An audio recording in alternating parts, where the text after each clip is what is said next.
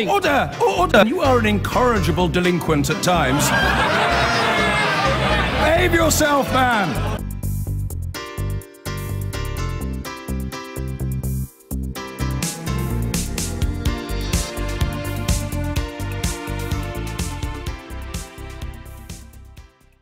It's coming up to midday here. There is Big Ben, still shielded in scaffolding for this major makeover. Prime Minister's Questions is a few minutes away. Laura Kuenssberg is already with us. So much going on. In general, this will take place as a backdrop. In relative terms, Mrs May's had quite a good couple of weeks. Mr Corbyn's had quite a bad couple of weeks. That juxtaposition hasn't happened for quite some time. It hasn't, and this is the last Prime Minister's Questions before this recess, and that's really what's been going around my mind this morning. Politics often sees role reversals. In the last month or so, we have seen role reversals, really, between the two main leaders. We started off this session with Theresa May having a very difficult beginning to the year. Huge Tory divisions over Brexit, a feeling that instability was not just around because she doesn't have a majority, but instability and things being really shaky was almost sort of the watchword, really, around the Conservative Party. Meanwhile, Jeremy Corbyn looked very, very safe. The truce in the Labour Party, the public truce in the Labour Party, seemed to be absolutely holding. But in the last couple of weeks, there has been a real switcheroo, and people go off for their Easter holidays. Of course, MPs go off to work very hard every day in their constituencies before they start complaining about me suggesting they'll have long holidays. Yes, exactly. You know, in a different way, Tory MPs will be going back to their constituencies thinking, oh, actually, still got a few problems, but this is much better than a few months ago. And Labour MPs talking again, I have to say, about whether or not the different parts of the Labour Party can stay being stitched together. Yes, and that has come up as an issue. But we live in such a febrile political atmosphere these days that we don't know how any of either Mrs May being up, Mr Corbyn being down for now, by the time we come back again, it could have completely reversed itself. That's right, and there's no sense of permanence about any of those perceptions. But it is notable that in the last 2-3 weeks, things have really That's flipped. detectable. We just don't know for how. And I think the events in Russia, because of course, you know, political events in Westminster are not just in the SW1 vacuum. I think the diplomatic situation and those unfolding events have given a new sense of purpose and strength, her supporters would say, around Theresa May and the way the rest of the EU and the rest of the world has She surprised us, I think, by the number, or by the solidarity of our allies. Yes, and when we went off to Brussels for the summit last week, Number 10 were not optimistic that very many other people were going to sign off. One of the other European leaders said to me before the meeting in the evening, I think we will give her stronger language, but whether we go further than that, I do not know. And for once, in the course of that couple of hours over dinner, it really changed. On the flip side, for Jeremy Corbyn, the difference of view in the Labour Party over attitude to Russia, how to deal with this situation, has sort of cracked open that truce, as I was mentioning it. And we've seen quite extraordinary And then the anti-Semitism comes on top of it as well. Exactly. My understanding, I don't know whether you were told this, is that with some of our key allies, Mrs May agreed to share the raw intelligence. Yes, and she... The actual raw intelligence. Yes, and she hinted at that herself the next morning as she was arriving at the summit. She said she had told us that they had discussed the intelligence, she had shared it, and I think clearly there is I think it's pretty clear she'd gone further than other prime ministers had in different suggestions because of different situations. Because, of course, around the table in the EU, you have some people who are members of the Five Eyes intelligence agreement, where basically we share everything with our very closest allies. But with 27 other countries, we've got very different intelligence relationships with some of them. But what one senior minister was saying to me this morning, they believe what has paid dividends is Theresa May making it clear in her speech in Munich that security cooperation from the UK was unconditional. And wasn't part of a bargaining card in the negotiations. Because from time to time, it has been seen that way. You know, there has been mutterings here and there, including from some people in government, saying, well, of course, you know, we know the people at the eastern edge of the EU would be pretty happy if we were able to, you know, send some more NATO forces there, where, you know, some people have believed that it could be the realpolitik, it could be a bargaining chip. But there is a belief in government that her commitment in the Munich speech has change the dynamic in these negotiations. And that was the fruit of it. And that was the fruit of it, which also some people in Brussels, as well as some people in Westminster, have said does give a more positive dynamic at the beginning of the next phase of the Brexit negotiations. Now, of course, look, in a couple of weeks, it could all feel like it's completely chaotic and unstable again. But Indeed. for now, it's interesting how the international picture has changed. Has changed. I mean, we were all amazed that Mr. Trump kicked out 60. Yeah. And closed closed Seattle. number of countries Seattle, involved. clearly a major listening post for Russian intelligence on high tech. So that was a significant thing to do. None of this, though, Laura, solves the problem. What does Mr. Corbyn go on today? Well, interesting. So I'm curious as to whether he will raise the issue of NHS funding. Well, let's go and see, because we can go over and join we say goodbye to Richard Bergen. We know you've got to go to comments. Thank you, Richard. Straight to the Prime Minister and PMQs. And everyone who works here on the parliamentary estate a very happy Easter. Mr. Speaker, this morning I had meetings with ministerial colleagues and others. In addition to my duties in this House, I shall have further such meetings later today. Mike Wood. Under Conservative leadership since last May, Dudley Council has protected social care and other core services. Will the Prime Minister reject the calls from the opposition to scrap the council tax referendum law, which prevents excessive council tax rises? First of all, I'm very happy to agree with my honourable friend, and he does raise an important point. And he also makes the point about the success of Dudley Council under Conservative-led, because people living in Conservative-led Dudley Council area pay among the lowest council tax in the West Midlands. And since taking control from Labour, the council has reversed Labour's street cleaning cuts, scrapped their plans to charge for green waste collection, and maintained the weekly bin collection. So it's very clear, if you want to pay less and get good services, vote Conservative on the 3rd of May. Am Corbyn!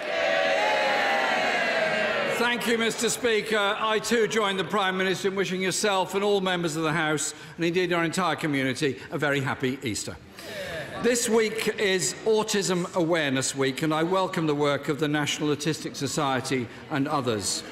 Mr. Speaker, I hope the whole House will join me in paying tribute to the families of Connor Sparrowhawk and Teresa Colvin for their dignity in campaigning for answers about the deaths of their loved ones at the hands of Southern Health. Last week, the Health Service Ombudsman said too many patients suffered failings in mental health care involving violations of the most basic human rights of patients.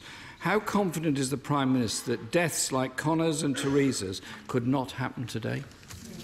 Can I say to the right honourable gentleman, he does raise a very important point. I think that, first of all, there have been significant steps taken in raising awareness of autism and ensuring that there is support available for those who are on the autistic spectrum. But the very sad deaths we saw of Teresa Colvin and Connor Sparrowhawk do raise very real questions. I join him in paying tribute to the families for the way in which that they have campaigned on this particular issue. And obviously these incidents took place some time ago, and lessons have been learned by the health and social care system as a result of the failings of Southern Health NHS Foundation Trust. The government is supporting NHS providers to be open, to learn from mistakes so that they reduce the risks to future patients and prevent tragedies from happening. But a comprehensive CQC inspection into Southern Health is expected later this year. Jeremy Corbyn. The Ombudsman, Rob Behrens, also said, and I quote, "There aren't enough skilled and qualified staff. There is a problem in recruiting them, and there is an overuse of agency staff." So, Mr. Speaker, could the Prime Minister explain why there are 5,000 fewer mental health nurses than there were in 2010? I say to the honourable gentleman, right honourable gentleman, as he knows, we have already committed to improving mental health services on the ground. We are putting extra money into mental health services. I'm pleased to say that around 1,400 more people are accessing mental health services every day compared to when we came into power. And of course, And of course, it is this government that has ensured that we've given parity of esteem to the treatment of mental health in the National Health Service and are increasing the training and recruitment of people to provide those mental health services. This is about the NHS, it's also about services in our communities. And it's also about ensuring that we can intervene at an early stage for those young people who develop mental health problems, which is why I'm pleased to say I was pleased to launch the initiative for there to be training in schools so there's a member of staff who's able to identify mental health problems and able to ensure that young people get the support they need. Am Corbyn.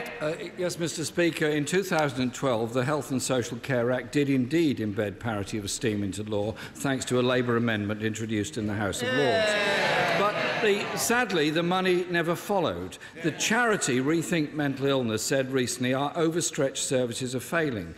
ITV's Project 84 campaign highlights the horrifying figure that male suicide is the biggest killer of men under 45, 84 taking their lives every week. Earlier this month, the Health Secretary said the Prime Minister and I have made mental health services a personal priority. Now, Mr. Speaker, I fully acknowledge and accept the Prime Minister's very genuine concern about mental health, but mental health trusts have got fewer resources. So why does the analysis by the Royal College of Psychiatrists show mental health trusts have 105 million less than they had 6 years ago? To the right honourable gentleman, as I've just said, of course, dealing with mental health is not just a question of what is happening inside the health service. There are wider areas of responsibility for dealing with mental health. What have we done on mental health? Yes, the parity of esteem is there. As I said, 1,400 more people are accessing mental health services every day compared to when we came into power. Spending on mental health has increased to a record £11.6 billion, with a further £1 billion by 2021. We are ensuring that we're putting more money in. We have responded to the report of the Stevenson-Farmer review into mental health in the workplace. It's all very well Labour members chuntering about this, but dealing with mental health means addressing it in a variety of ways.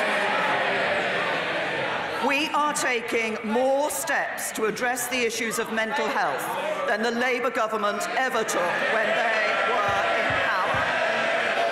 Jeremy Corbyn. Mr. Speaker, mental health spending fell by £600 million between 2010 and 2015. And far too often, a mental health crisis has to be dealt with either by police, friends or neighbours or people in the community, and too many of our fellow citizens suffer alone because there are insufficient staff to help them at a moment of crisis. It is quite clear that the mental health budget is insufficient. So can the Prime Minister explain, and she mentioned young people in this, why only 6% of the overall mental health budget is spent on children and young people when they make up 20% of our population? Say to the right honourable gentleman, as I've just repeated, we are in fact increasing the services that are available to children and young people.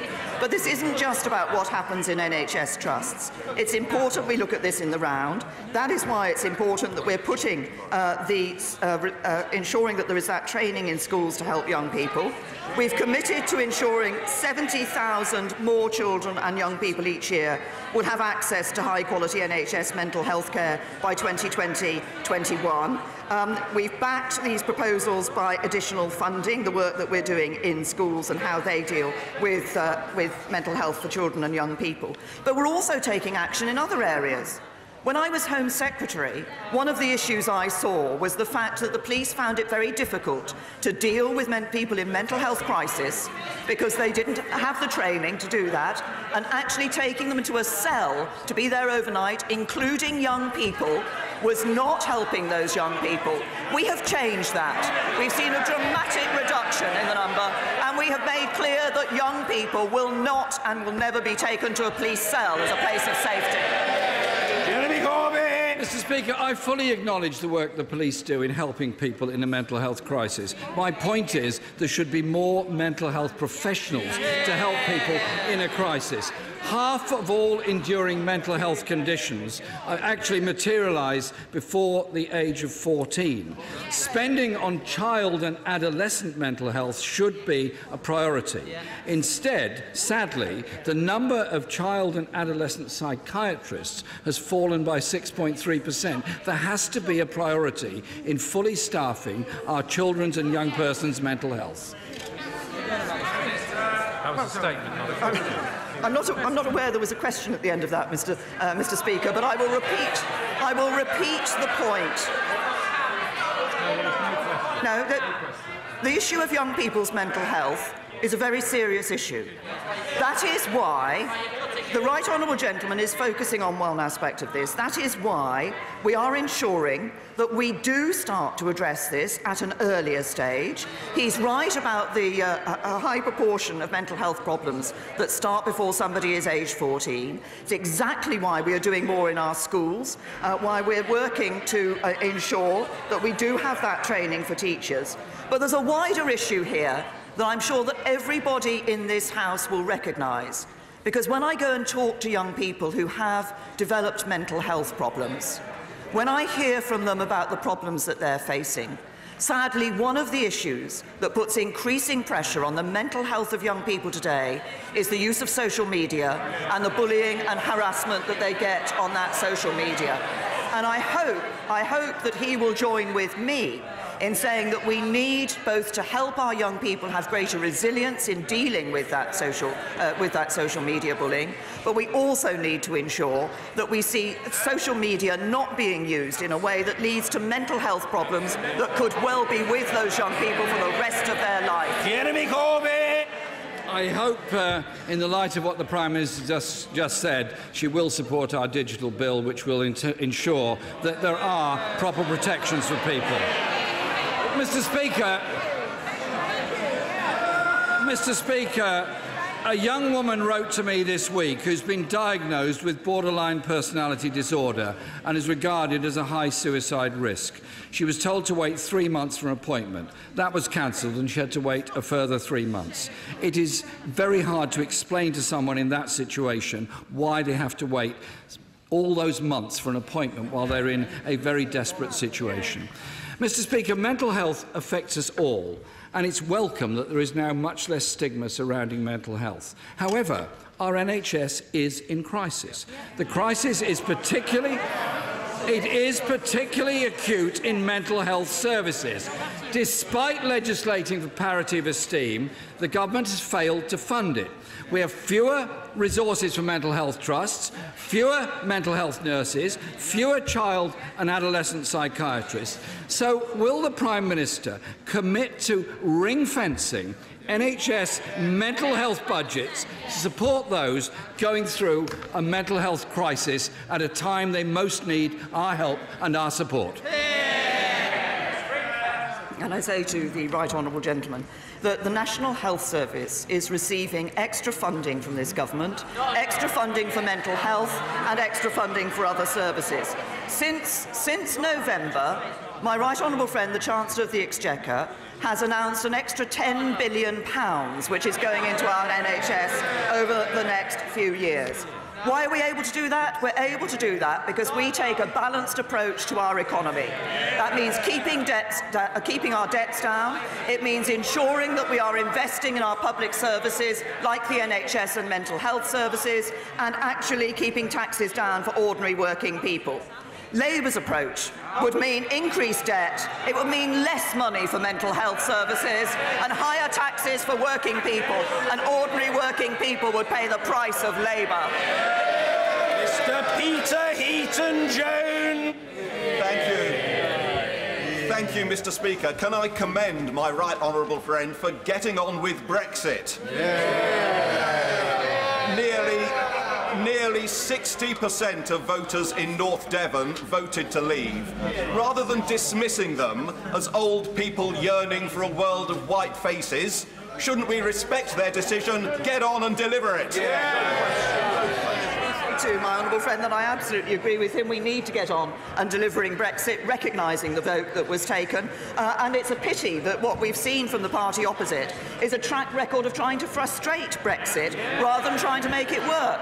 Their MEPs voted against us moving on the negotiations via the European Parliament. They voted against the bill that will give us a smooth withdrawal from the EU. And the opposition oppose us spending money to prepare for our exit. It's the Conservatives in government that are getting on and delivering for the voters of North Devon. Ian Blackford.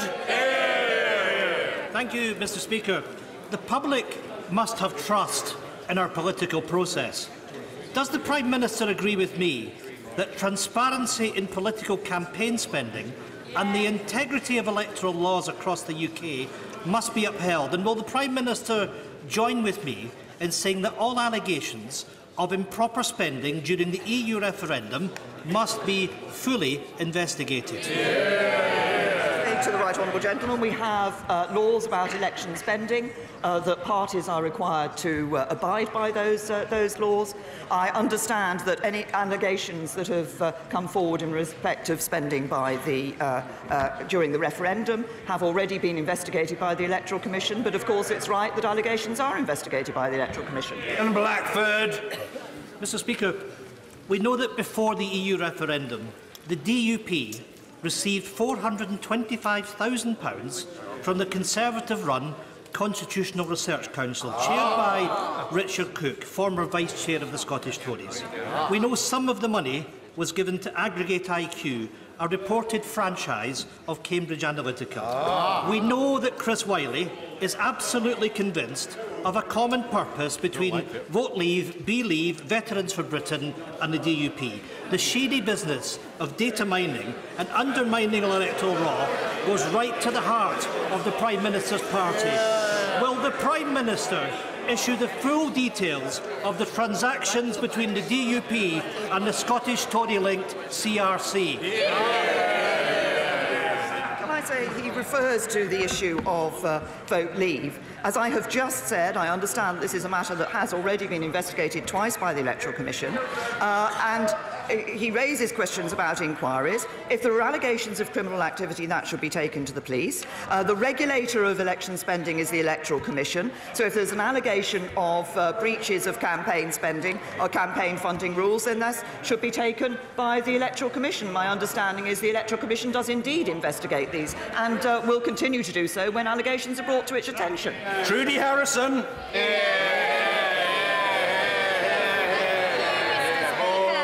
Outstanding staff dedication, the passion of my community and ambitious leadership have secured huge government investment and nationally celebrated excellence. Will my right honourable friend, the Prime Minister, agree with me that when the department is fully staffed, 24/7 consultant-led maternity shall be secured? Well, can I say to my honourable friend, I know this is an issue on which she has campaigned and campaigned strong and hard in the interests of her constituents.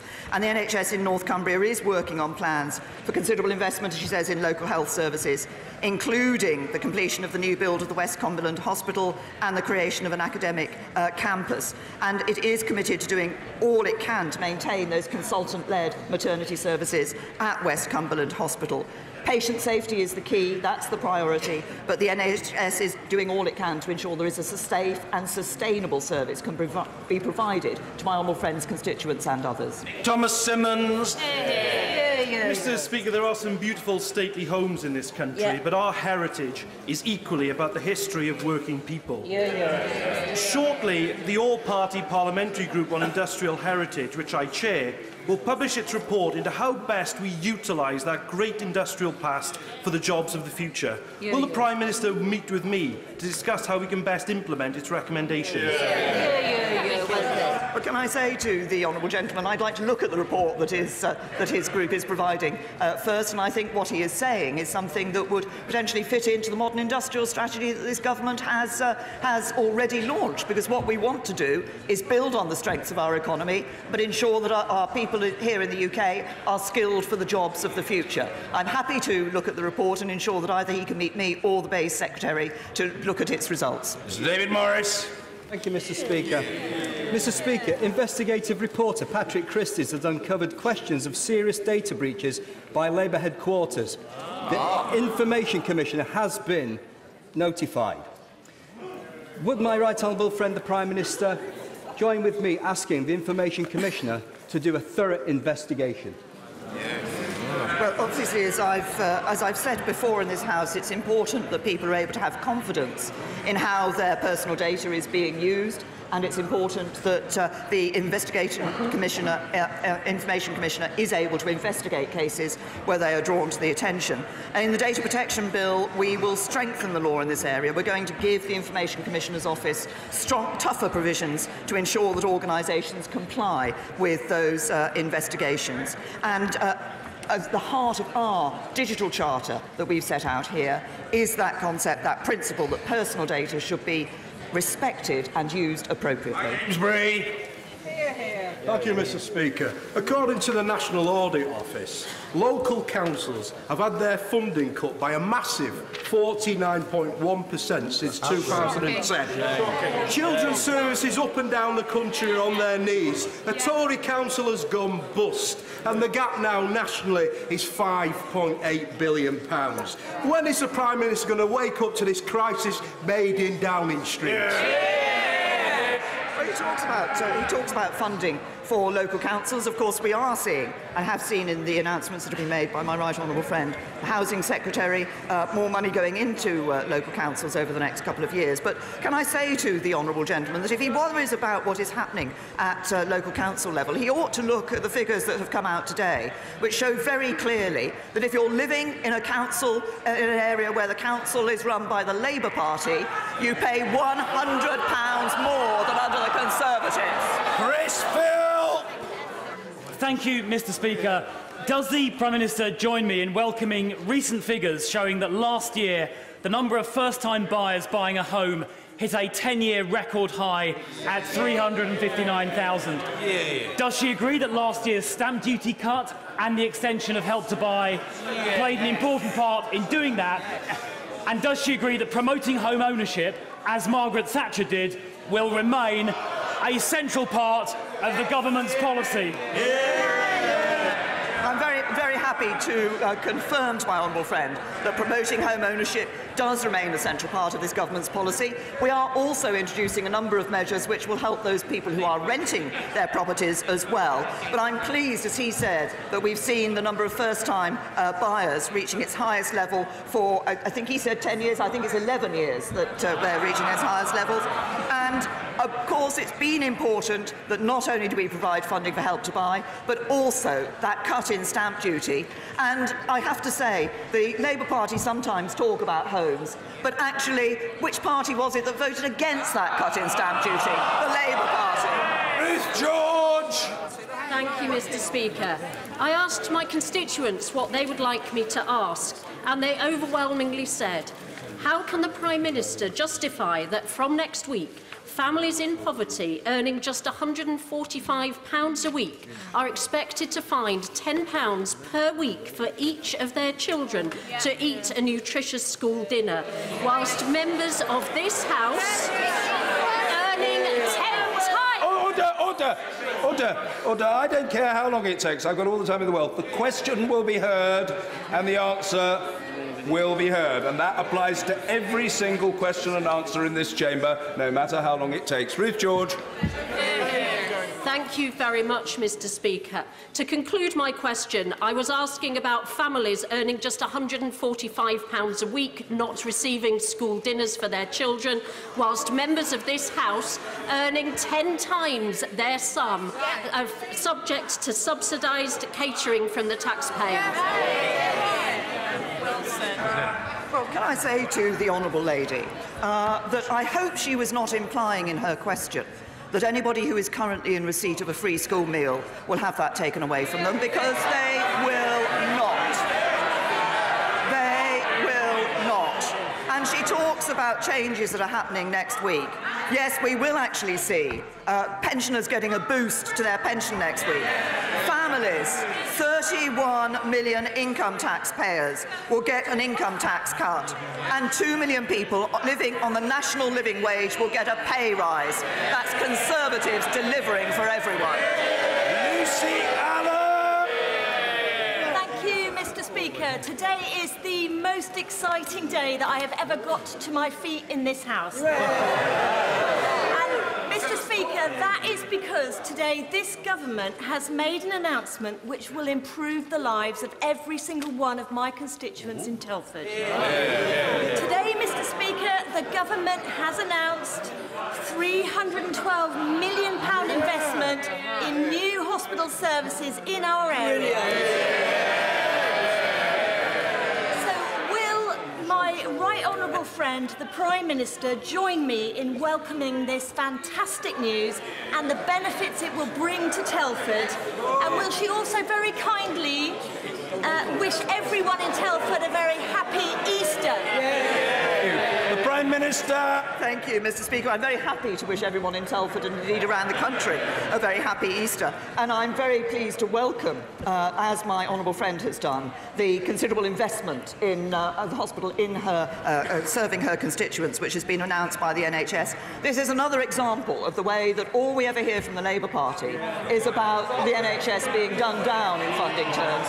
What we see on the ground is more money going to the NHS, improving services and serving constituents. Jim Shannon. Thank you, Mr. Speaker. Last Sunday, thousands of Iraqi Christians and Yazidis walked through the Nineveh Plain in northern Iraq celebrating Palm Sunday. They have not done that for 6 years.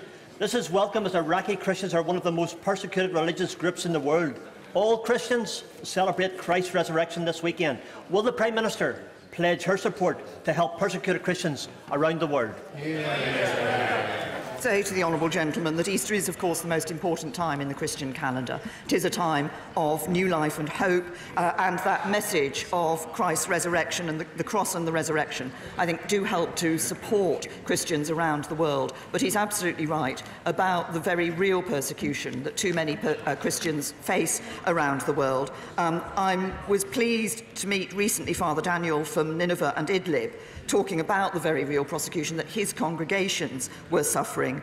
And he presented me with a Bible that had been burned and rescued when a church had been set on fire, which is now in number 10 Downing Street.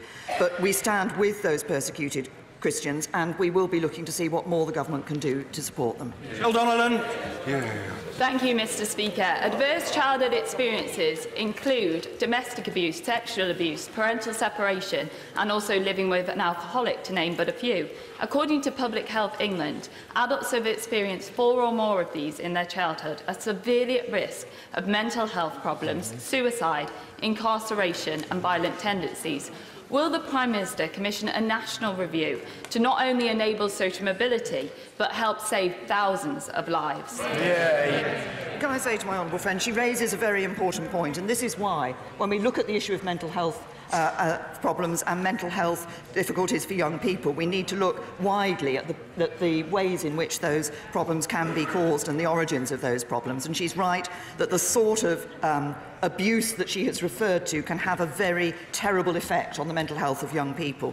On her specific point, our Green Paper on transforming children's mental health services does propose the establishment of new mental health support teams who will be there, managed by schools, colleges and the NHS. But one of the issues they will particularly look at is supporting young people who've experienced trauma. And she's identified a number of those cases where those young people may experience that trauma. I think it is important. This is about the young people's futures, and it's necessary to get... Thank you, Mr. Speaker.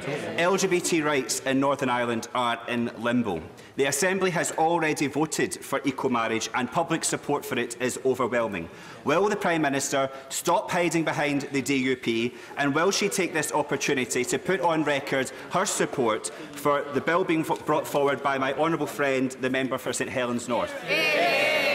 I hope the honourable gentleman will recognise the record that this government has in relation to LGBT rights, because this is an issue that we have taken up. It is an issue that we have championed. I think the honourable gentleman will find that actually it is previous legislation, I think legislation actually under the last Labour government, that ensured that this was a devolved matter that will be dealt with, and we hope that there will be a Northern Ireland executive in place soon that will be able to address these issues. Kinley. Mr. Speaker, the people of Ramsgate face an uncertain future regarding their dental care. NHS England South East had entered into a 5-year contract with Kent Community NHS Foundation Trust to run Church Hill Dental Practice, serving 8,000 patients. That contract comes to an end this Saturday. The practice will close and there is no replacement in place. would my right honourable friend encourage the appropriate commissioners to work with me to find an urgent solution? Well, can I say to my honourable friend, I'm sure that his working with those who are looking for the solution will be important and will be welcomed. I understand that when that Churchill dental practice closes, NHS England will be working with other dental practices in the area to ensure that services are available and that they can increase their capacity. There's a wider piece of work being undertaken about dental services in East Kent, the needs and the provision of those services, and I'm sure, as I say, my honourable friend's contribution to that will be welcomed. Brown. Thank you, Mr. Speaker. The Foreign Secretary was the figurehead for the Vote Leave campaign and the Environment Secretary was co-convener. Their campaign director, Dominic Cummins, is quoted in the Aggregate IQ website as saying, "The Vote Leave campaign owes a great deal of its success to the work of Aggregate IQ. We couldn't have done it without them." How does she feel about her minister's been caught red-handed using immoral data mining techniques? Can I say to the honourable gentleman, he's making certain claims in that question which I don't recognise. And can I simply say this: if there are those who are trying to suggest that the government should be rejecting the result of the referendum as a result of these sorts of claims, I say to them very clearly, the referendum... Order! Calm yourself, Mr Brown. I know you were obviously a very popular figure when you rose to ask a question, but you must listen to the answer. My dear chap, patience. The Prime Minister. As I was saying, the referendum was held, the vote was taken, the people gave their view, and we will be delivering on it. Mr Edward Arger. Thank you, sir. My right honourable friend will be aware of the fantastic Wellbank Sixth Form Defence College in Woodhouse in my constituency, which equips young people planning a career in our armed forces with the skills they need to help defend this country in the 21st century. Can the Prime Minister confirm that we will continue to invest in strong defences for our country so these young people can play their full part in the future in the best armed forces in the world? Well, can I first of all join my honourable friend in recognising the work that is done by the Welbeck Sixth Form Defence College in his constituency and the skills it gives to young people who wish to enter the armed forces. But he does raise a more important point about funding in relation to our armed forces, and I can announce today that my right honourable friend, the Chancellor, and I have agreed that the Ministry of Defence will have access to £600 million this coming financial year for the MOD's Dreadnought submarine programme. Today's announcement will ensure that the work to rebuild the UK's new world-class nuclear submarines remains on schedule, and it's another sign of the deep commitment this government has to keeping our country safe. And along with the 200 million carry forward agreed at the supplementary estimates, this means the MOD will benefit from an extra 800 million in the next financial year, and we continue to exceed the NATO 2% target and remain the second biggest defence spender in NATO. Caroline Lucas. Thank you, Mr. Speaker. The Cambridge Analytica revelations suggest that there is something rotten in the state. Order. This is very unseemly. No, I'm sorry, it's very unseemly. The Honourable Mr Pound, your expertise in gesticulation is well known to all members of the House. It's not required to be on display at this time. Caroline Lucas will be heard. Caroline Lucas, we're grateful. Thank you, Mr. Speaker. The Cambridge Analytica revelations suggest that there is something rotten in the state of our democracy. The current electoral law is woefully inadequate at dealing with the combination of big money and big data. So will the Prime Minister commit to urgent cross-party talks to kickstart a process to ensure that we have a regulatory and legal framework that is up to the challenge of dealing with the digital age? Can I say to the honourable lady, as I've said previously, clearly the allegations relating to Cambridge Analytica are concerning, because people should be able to have confidence about how their personal data is being used. I think it's right that what we're seeing is the Information Commissioner investigating this matter. I expect Facebook, Cambridge Analytica and any others involved to cooperate fully with the Information Commissioner's Office in that investigation that is taking place. And our data protection bill, as I said earlier, will strengthen the powers of the Information Commissioner, but it will also strengthen legislation around data protection, as will the other steps the government has taken through, for example, our digital charter. This is a government that is committing to making sure that this is a safe place to be online. Mr. Kenneth Clark. Mr. Speaker, would the Prime Minister confirm her reported opinion that we're highly unlikely to introduce a new hard border between Britain and Europe by December 2020? And presumably it could take years to train thousands of customs officers to build new lorry parks and other infrastructure at Dover, Holyhead and elsewhere if we tried to. So will she confirm her strongly preferred policy option of frictionless trade in future between the EU and the United Kingdom, an open border in Ireland in conformity with the Good Friday Agreement, and seek a customs arrangement which I personally hope will resemble the existing customs union very closely indeed? I say to my right honourable and learned friend, we are indeed committed. We've given that commitment. We gave it in the December joint report. We've given it in the negotiating stage that was completed last week to ensure that there is no hard border between Northern Ireland and Ireland. Also to ensure that businesses in Northern Ireland can continue to trade freely with the rest of the United Kingdom and vice versa.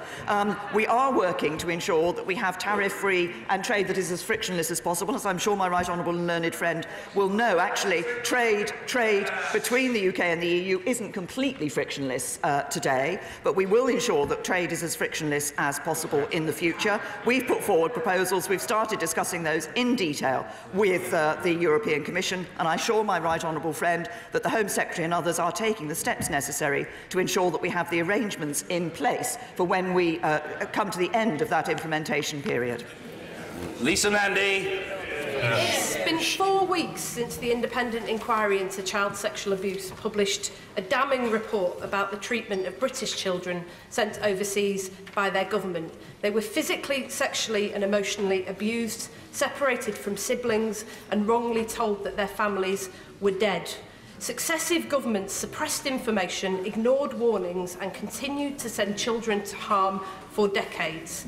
The report is unequivocal that compensation is owed and that this is now urgent. Many have died and others are dying. But in the last 4 weeks, the government has failed to issue a response, to set out any timetable for a response and to even agree which department is responsible for formulating a response. She commissioned this report.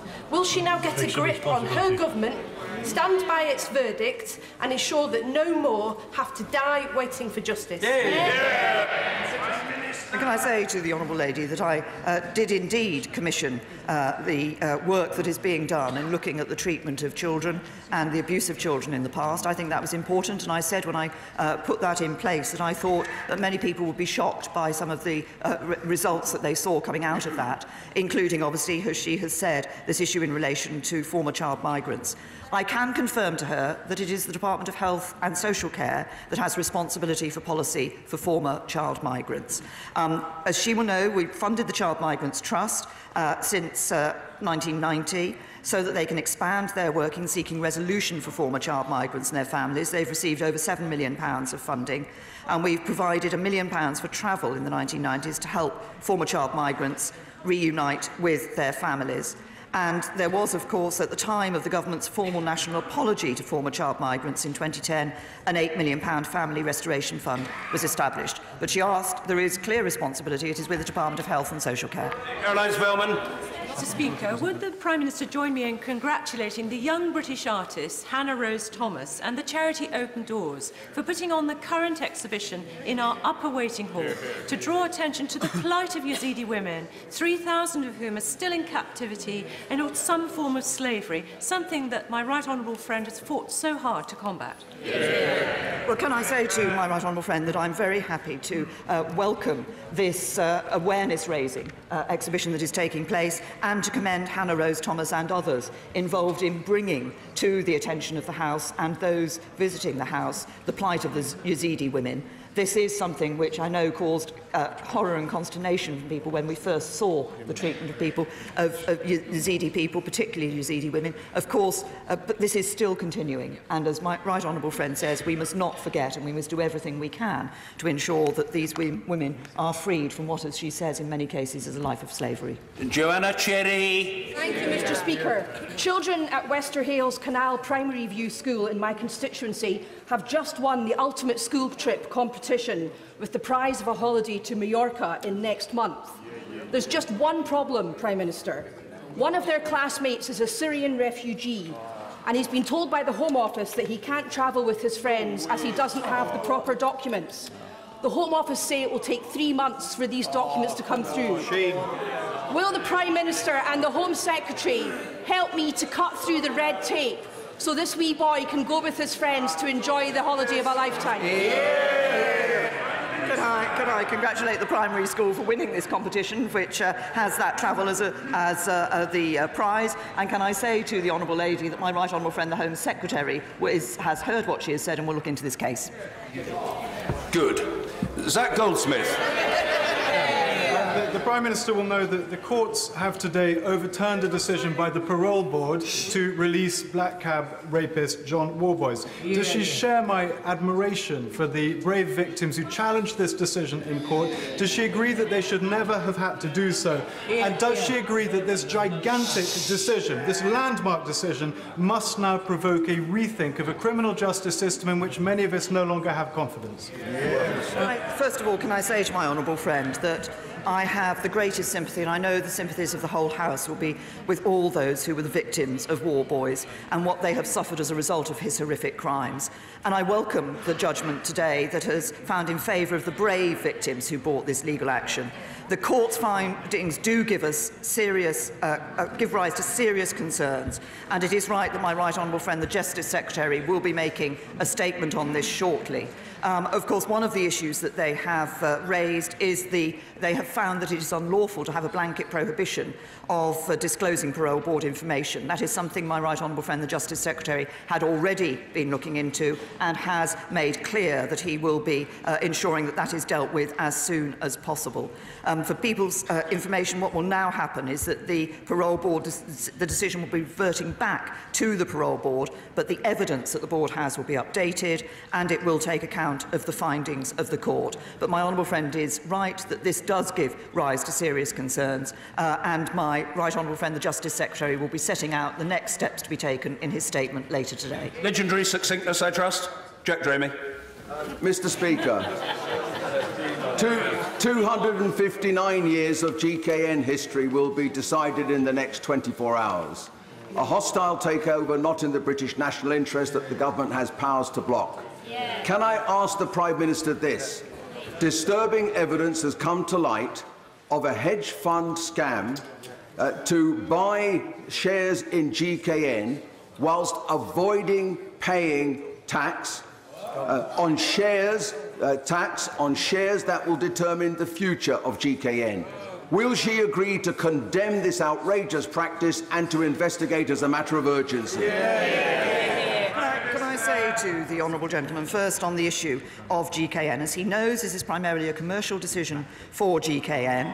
My right honourable friend, the Business Secretary, is in discussion with the parties on an impartial basis and has sought reassurance from them on their plans. And I say to the honourable gentleman, if he has evidence of illegal activity that has taken place, that should be reported to the proper authorities. The Speaker's chaplain's first words this afternoon repeated Jesus' instruction to love others. I hope that the Prime Minister and leaders of opposition parties will help to protect Jews from anti-Semitism, Muslims from Islamophobia, in a particular case of a Sikh, Gopal Verdi. If the police, the CPS, the Home Office and others fail to have an independent inquiry into the recent prosecution of him, will the Prime Minister please meet me to discuss it? Well said. First of all, to my honourable friend, I know this is a case that he has taken up and championed for some time. I believe it's a case that he and I have met and discussed previously, and obviously I'm willing to meet him to discuss that case again. On the more wider point that he makes, I think there should be a very clear message from all of us in this House that there is no place for racial hatred, for hate crime in our society. This should not be part of our society, whether it is Islamophobia or anti-Semitism. This is something we should all stand up against and do our best to eradicate from our society. I'm sure we all agree that the Speaker's chaplain is an example of love, compassion and empathy from which we can all benefit. Liz Twist.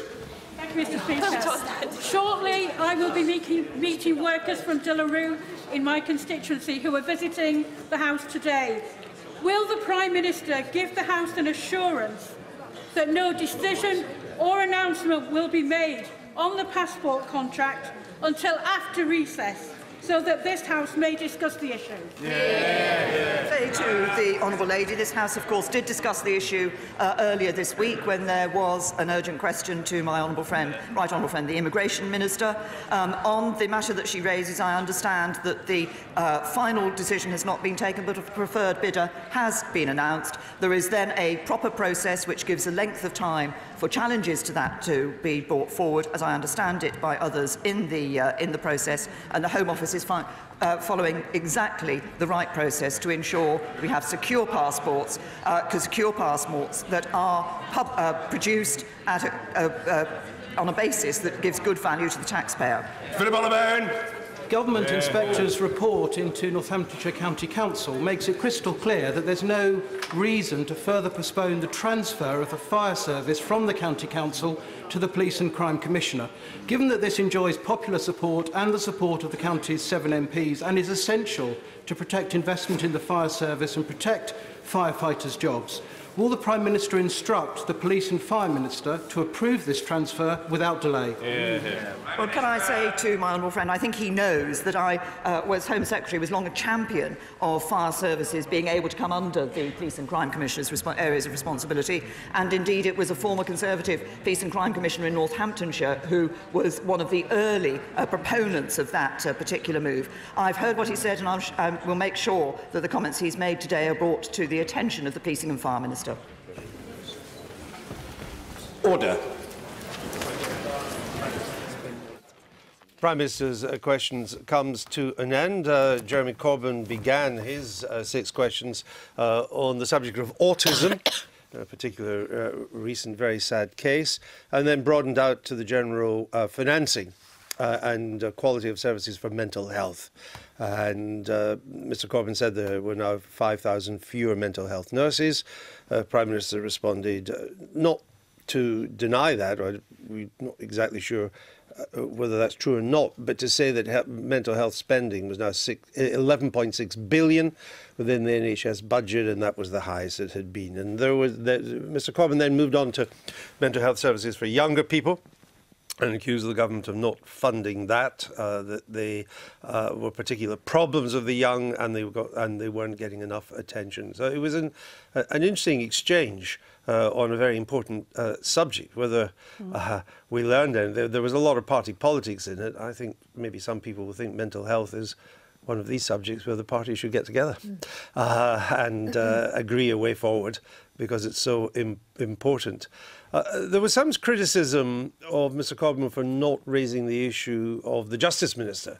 They've just moved to an urgent question about this as a result of the War Boys case now being referred back to the parole board.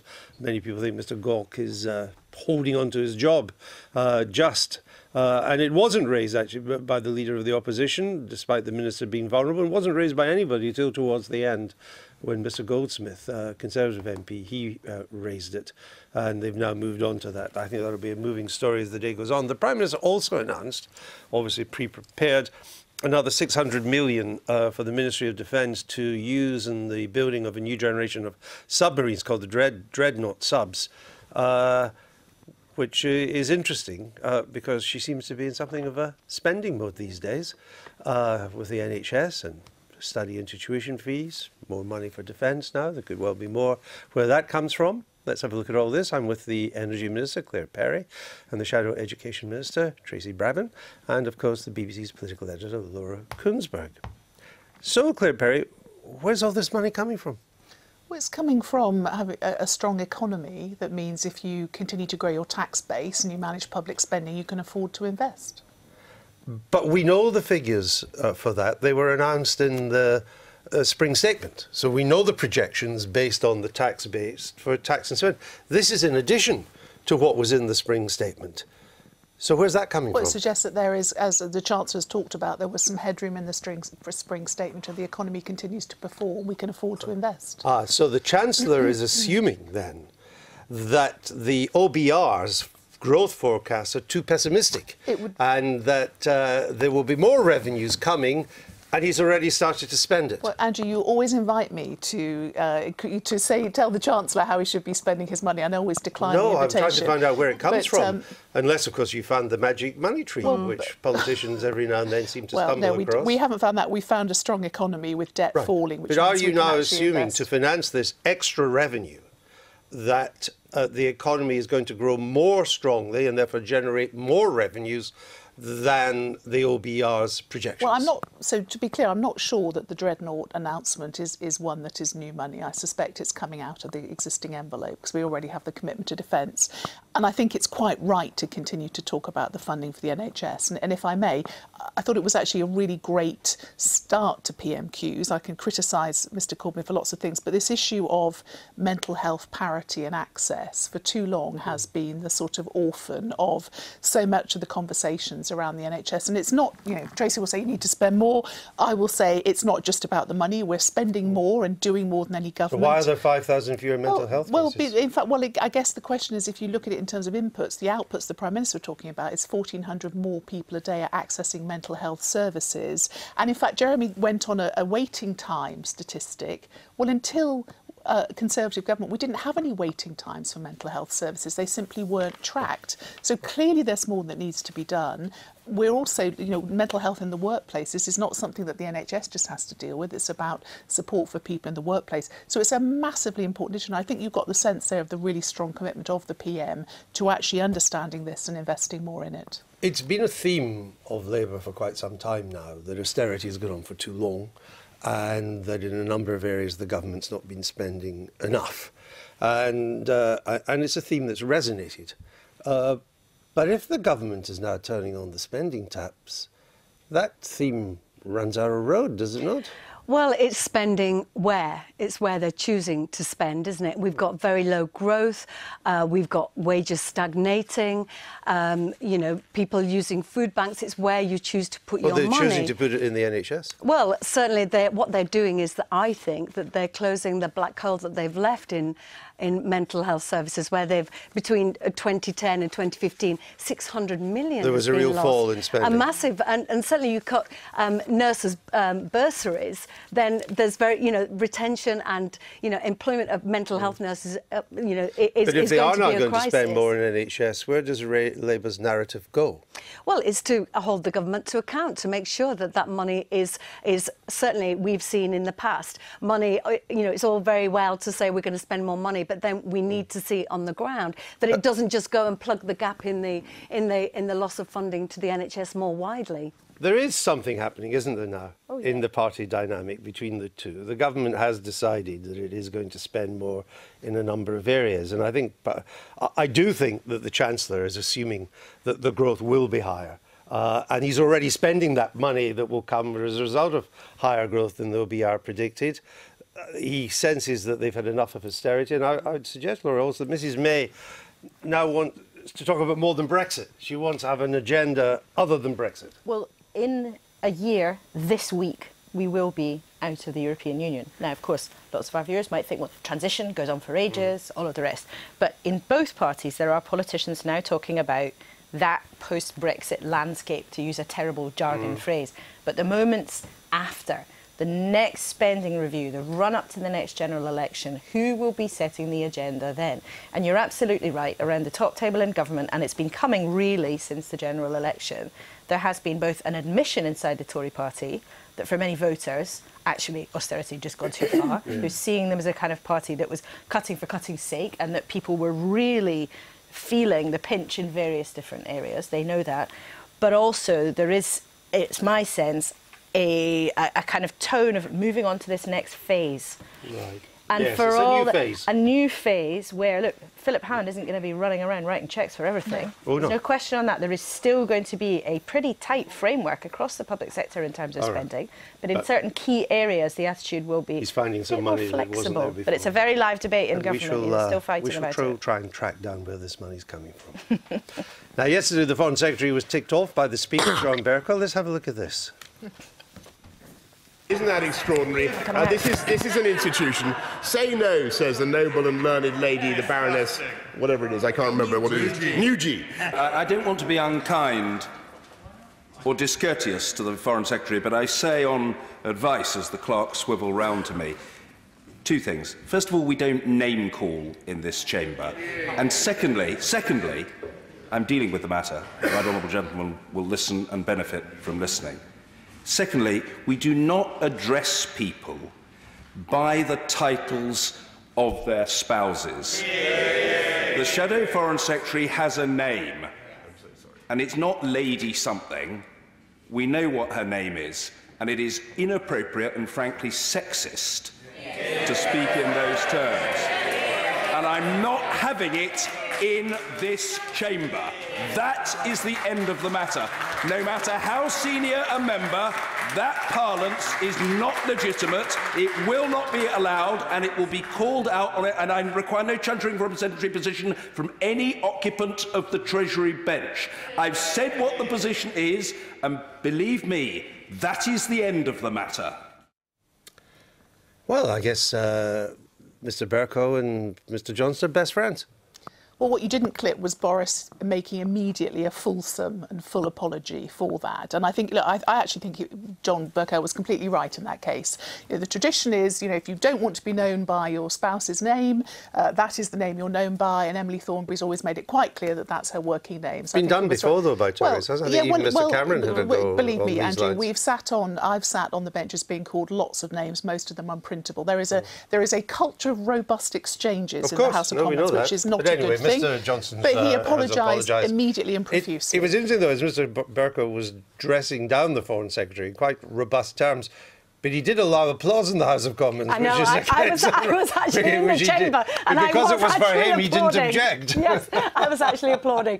I mean, it's like Tatler when they say, you know, Mrs. John Smith. I mean, it's Did just... you read Tatler, Tracy? Well, you know, it's just, it's out of date, it's patronising, it's diminishing. That's all, folks.